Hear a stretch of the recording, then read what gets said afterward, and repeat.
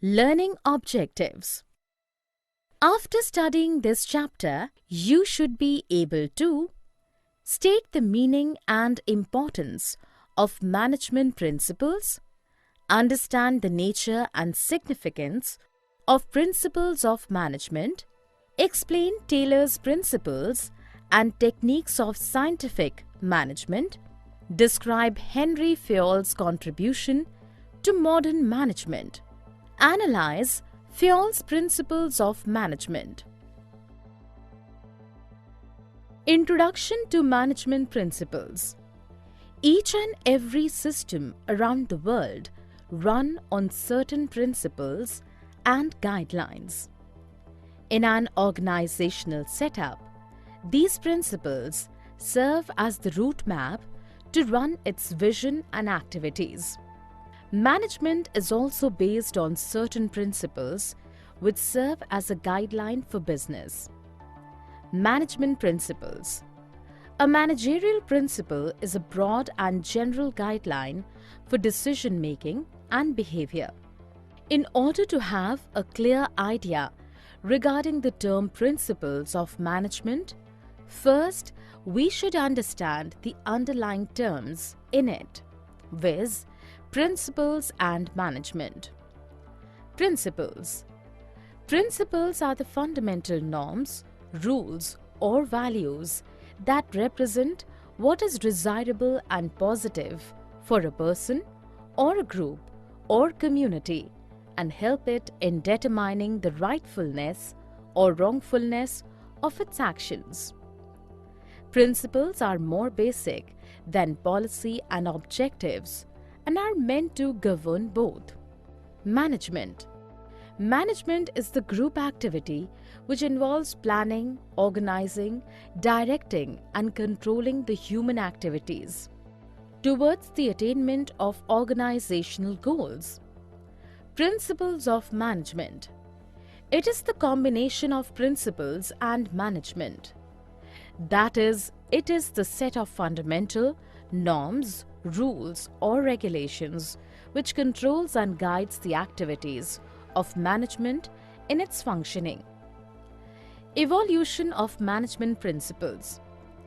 Management principles are derived in a systematic order through the years. The first known management ideas were recorded in 3000 to 4000 BC. Gradually, it paved the way for classical and neoclassical management theories in 1900th century. In recent years, management theories has opened new ways for different approaches like management science approach, operation research, and modern management. Nature of principles of management. Principles are general propositions which are applicable when certain conditions are present.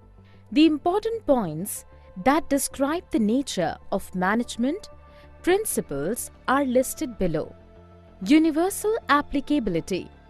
The principles of management are intended to apply to all types of organizations, business as well as non-business, small as well large, public sector as well as private sector, manufacturing as well as the services sector. General guidelines. The principles are guidelines to action but do not provide ready-made, straitjacket solutions to all managerial problems. This is so because real business situations are very complex and dynamic and are a result of many factors. Formed by practice and experimentation. The principles of management are formed by experience and collective wisdom of managers as well as experimentation. This principle finds mention in management theory. On the other hand, in order to remedy the problem of fatigue of workers in the factory, an experiment may be conducted to see the effect of improvement of physical conditions to reduce stress. Flexible. The principles of management are not rigid prescriptions which have to be followed absolutely.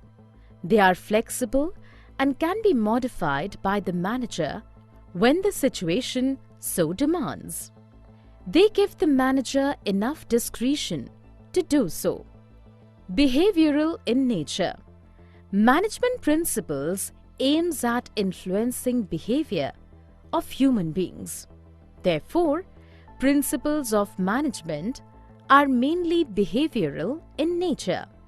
Cause and effect relationships. The principles of management are intended to establish relationship between cause and effect. As such, they tell us if a particular principle was applied in a particular situation, what would be its likely effect? Significance of principles of management. Management principles provide useful insights to managerial behavior and influence managerial practices. The significance of principles of management can be discussed in terms of the following points. Providing managers with useful insights into reality. The principles of management provide the managers with useful insights into real-world situations. Adherence to these principles will add to their knowledge, ability, and understanding of managerial situations and circumstances. Optimum utilization of resources and effective administration. Resources, both human and material, available with the company is limited. They have to put to optimum use. Principles equip the managers to foresee the cause and effect relationships of their decisions and actions. Scientific decisions. Decisions must be based on facts, thoughtful and justifiable in terms of the intended purposes. They must be timely, realistic, and subject to measurement and evaluation. Management principles help in thoughtful decision-making, meeting changing environment requirements. Although the principles are in the nature of general guidelines, but they are not modified and as such help managers to meet changing requirements of the environment.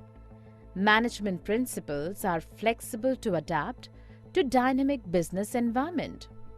Fulfilling social responsibility. The increased awareness of the public forces businesses, especially limited companies, to fulfill their social responsibilities. Management theory and management principles have also evolved in response to these demands. Management training, education, and research. Principles of management are at the core of management theory. As such, these are used as a basis for management training, education, and research. These principles provide basic groundwork for the development of management as a discipline. Tailored scientific management. Scientific management. Scientific management refers to an important stream of one of the earlier schools of management thought, called classical thought. Before discussing the management principles, let us go through the working atmosphere of factories in the earlier years of Industrial Revolution. Lack of professionalism and personal judgment leads to an autocratic atmosphere in the factories. In this scenario, F.W. Taylor emerged as the father of scientific management. He proposed scientific management as opposed to rule of thumb. He broke up human activity into small parts and found out how it could be done effectively, in less time and with increased productivity. F.W. Taylor, the father of scientific management. Frederick Winslow Taylor was an American mechanical engineer who sought to improve industrial efficiency. In 1874, he started his career as an apprentice mechanist and later became the president of American Society of Mechanical Engineers. Taylor thought that scientific analysis of the work would be the best way to do it and to increase productivity. In 1911, he published his findings as the Principles of Scientific Management, and which is considered as one of the greatest contributions in the management history. F. W. Taylor. Important incidents in life. 1856, March 20th. Born at Philadelphia, Pennsylvania, United States. 1874, started his career as an apprentice mechanist. 1883, graduated from Stevens Institute of Technology in Mechanical Engineering. 1884, executive at Midville Steel Company. 1895, introduction of piece rate system. 1898, joined with Bethlehem Iron Company. 1900, professor at Tuck School of Business. 1902, Elliott Crescent Medal. 1906, President of American Society of Mechanical Engineers. 1911, Publishing of the Principles of Scientific Management. 1915, March 21st, Death. Principles of Scientific Management. F. W. Taylor has developed 4 different principles of management, which is later accepted as scientific principles of management. Science, not rule of thumb. Taylor believed that there was only one best method to maximize efficiency. This method can be developed through study and analysis. Taylor advocated the scientific method of approaching the problems, which involves investigation of traditional methods through work study, unifying the best practices and developing a standard method which would be followed throughout the organization. Harmony, not discord. He emphasized that there should be complete harmony between the management and workers. Both should realize that each one is important. To achieve this state, Taylor called for complete mental revolution on the part of both management and workers. Management should share the gains of the company, if any, with the workers. Development of each and every person to his or her greatest efficiency and prosperity. Industrial efficiency depends, to a large extent, on personal competencies. Hence, as per this principle, each worker in the organization should be well trained so as to complete his job effectively. Worker training was essential also to learn the best method developed as consequence of the scientific approach. Cooperation, not individualism. There should be complete cooperation between the labor and the management instead of individualism. This principle is an extension of principle of harmony, not discord. According to him, competition should be replaced with cooperation. Techniques of scientific management. F. W. Taylor suggested the following methods and techniques instead of the rule of thumb for the smooth running of a business enterprise. Later, it will be accepted as the techniques of scientific management. Functional foremanship. In the factory system, the foreman represents the managerial figure with whom the workers are in face-to-face contact on a daily basis. He is the pivot around whom revolves the entire production planning, implementation, and control. Thus, Taylor concentrated on improving the performance of this role in the factory setup. In fact, he identified a list of qualities of a good foreman or supervisor and found that no single person could fit them all. He suggested functional foremanship through 8 persons. Under the factory manager, there is a planning and production in charge, standardization and simplification of work. Standardization refers to the process of setting standards for every business activity. It will be standardized of process, raw material, time, product, machinery, methods, or working conditions. These standards are the benchmarks which must be adhered to during production. Method study. The objective of method study is to find out one best way of doing the job. There are various methods of doing the job. To determine the best way, there are several parameters.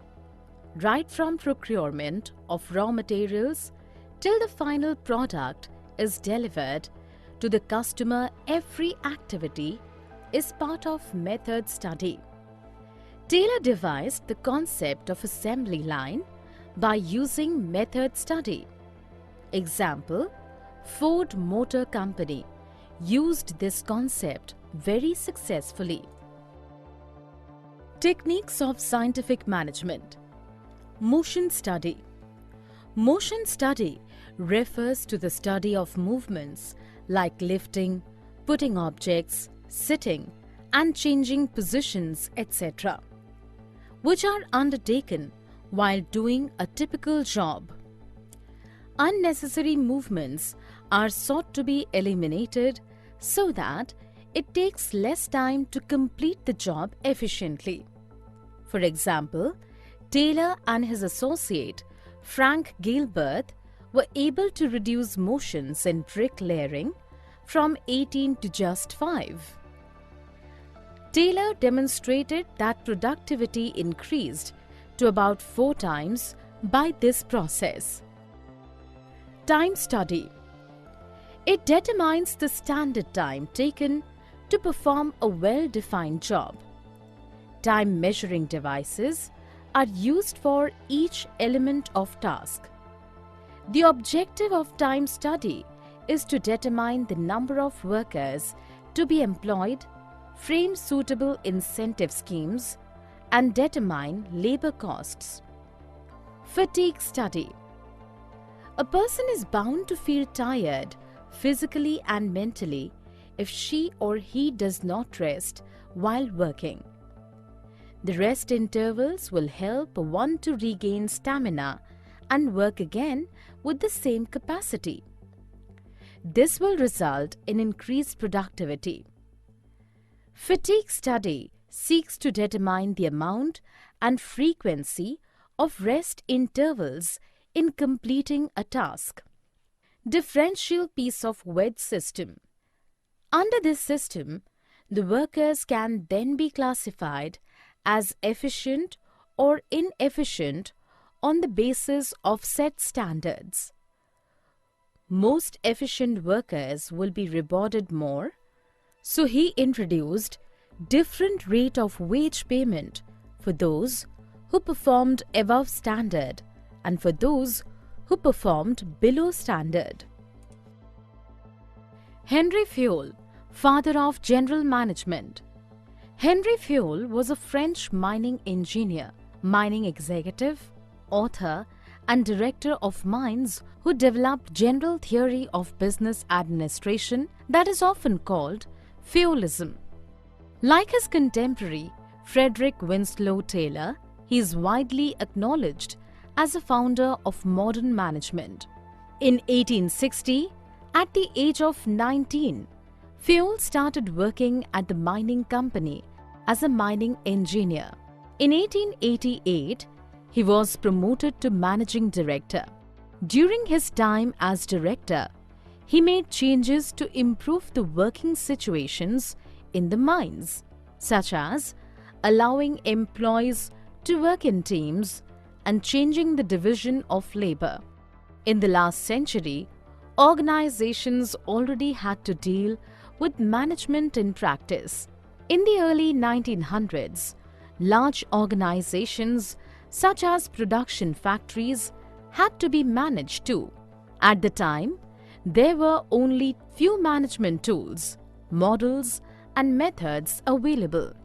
During the term of his office, Henry Fayol identified 5 different functions of management as planning, organizing, staffing, directing, and controlling.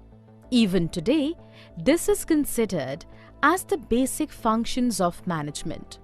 He also suggested that qualities a manager must possess should be physical, moral, education, knowledge, and experience.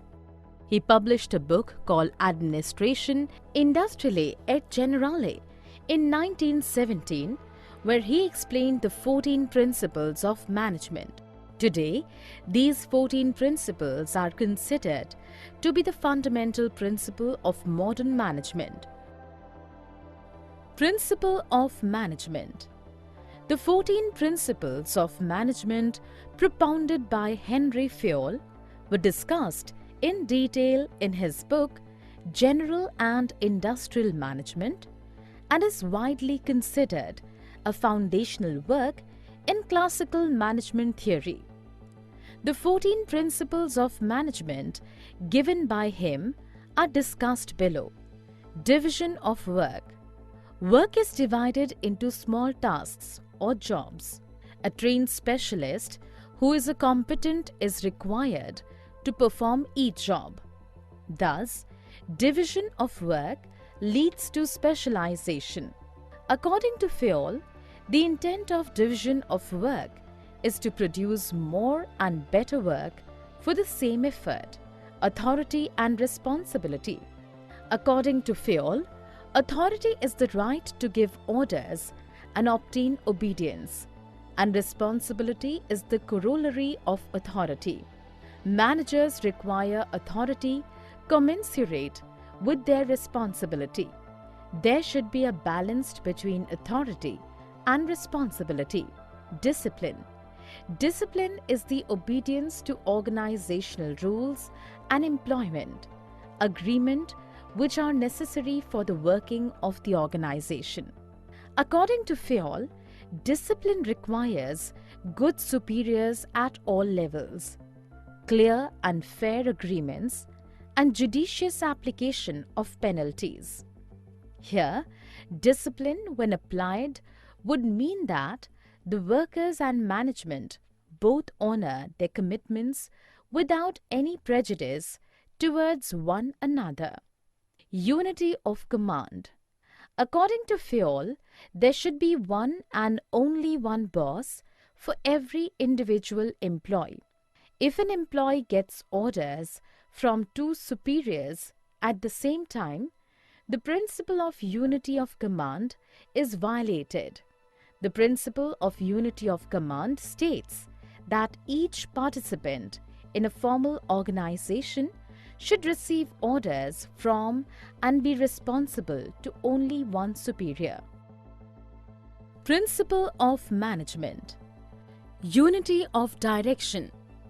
All the units of an organization should be moving towards the same objectives through coordinated and focused efforts. Each group of activities having the same objective must have one head and one plan. This ensures unity of action and coordination. Subordination of individual interest to general interest. The interests of an organization should take priority over the interests of any one individual employee, according to Fayol. Every worker has some individual interest for working in a company. The company has got its own objectives. In all the situations, the interests of the group or company will supersede the interest of any one individual. Remuneration of employees. The overall pay and compensation should be fair to both employees and the organization. The employees should be paid fair wages, which should give them at least a reasonable standard of living. At the same time, it should be within the paying capacity of the company. Centralization and decentralization. The concentration of decision-making authority is called centralization, whereas its dispersal among more than one person is known as decentralization. The degree of centralization will depend upon the circumstances in which the company is working. In general, large organizations have more decentralization than small organizations. Scalar chain. An organization consists of superiors and subordinates. The formal lines of authorities from highest to lowest ranks are known as scalar chain.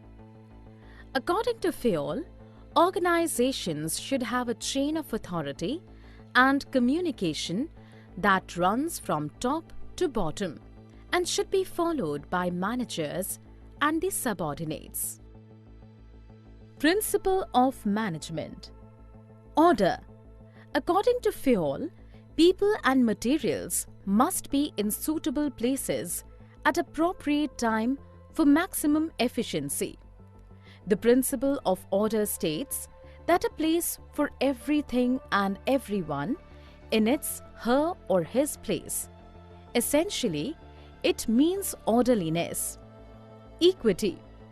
Good sense and experience are needed to ensure fairness to all employees, who should be treated as fairly as possible. According to Fayol, this principle emphasizes kindliness and justice in the behavior of managers towards workers. This will ensure loyalty and devotion. Stability of personnel. Employee turnover should be minimized to maintain organizational efficiency. According to Fayol, personnel should be selected and appointed after due and rigorous procedure. But once selected, they should be kept at their post or position for a minimum fixed tenure. Initiative. Workers should be encouraged to develop and carry out their plans for improvements. Initiative means taking the first step with self-motivation. It is thinking out and executing the plan. It is one of the traits of an intelligent person. Initiative should be encouraged. Esprit de corps. Management should promote a team spirit of unity and harmony among employees. Management should promote teamwork, especially in large organizations, because otherwise objectives would be difficult to realize. It will also result in a loss of coordination. A manager should replace I with we in all his conversations with workers to foster team spirit. Summary. Let us summarize what we have learned in this module. Principles of management are general guidelines which can be used for conduct in workplaces under certain situations. They help managers to take and implement decisions. The nature of management principles can be discussed under the heads formed by practice, general guidelines, universal, flexible, behavioral, contingent, and cause and effect relationship. Proper understanding of significance of management principles is essential to make sound decisions by managers. The significance can be discussed under the following heads: increase in efficiency, optimum utilization of resources, scientific decision making, adaptation to changing environment, fulfilling social responsibilities, proper research and development, training managers, and effective administration. Taylor's principles of scientific management are: science, not the rule of thumb; harmony, not discord; cooperation, not individualism; maximum, not restricted output; development of each person to her or his greatest efficiency and prosperity. The techniques of scientific management, as per Taylor, were functional foremanship, standardization and simplification of work, fatigue study, time study, motion study, and differential weight system.